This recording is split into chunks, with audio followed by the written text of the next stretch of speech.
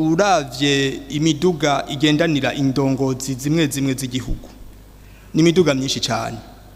Iyi miduga nayo igacigaruka ikabungwabungwa kandi igasanurwa igakenera abashoferi, ibitoro inywa n'ibindi amasiranse.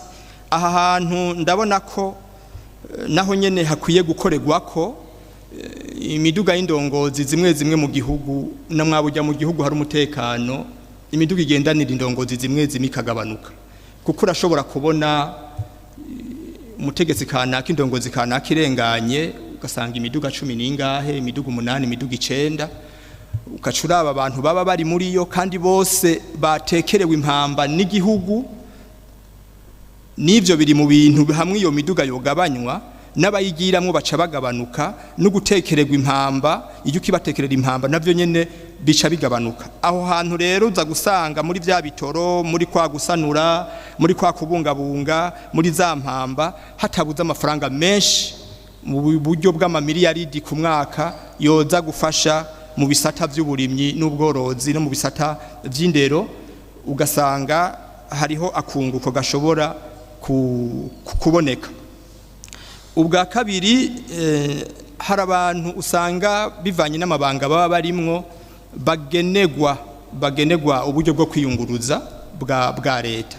Mugabe igitangaje ugasanga iyo miduga irikira kora ibintu byo mu mirima no mu mpongore za abantu bari muri amabanga y'igihugu. Ubu igihugu gace kibaho uburyo bwo kwiyunguruza, mugabe ugasanga ya miduga irikikora ivy'abantu ku gatwe kabo, kandi muri uwo mwanya ni ca gitoro nyene c'igihugu kiriko kirakora. Ahandi naho ugasanga imiduga y'igihugu yaparitswe ku maparkingi y'ububare, abantu bagiye mu birabo, bagiye kwinywera, bari andeoro y'ibikorwa by'igihugu catumye kibaha bwa buryo bwo kwiyunguruza.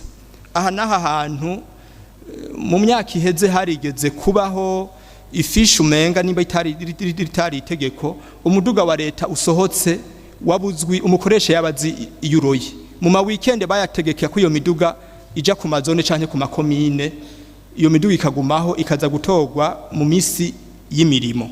Niki kintu rero nyakubahwa mushikiranganje ndetse nyakubahwa murongo n'amashinga amateka, niki kintu kirakwiye kugaruka kugira ngo abigihugu gitegeraniriza uburyo bwo kwiyunguruza ubwo buryo bwo kwiyunguruza ni mu gihe bari mu bikorwa by'igihugu.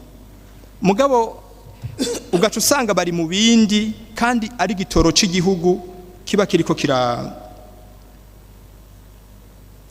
kiragira.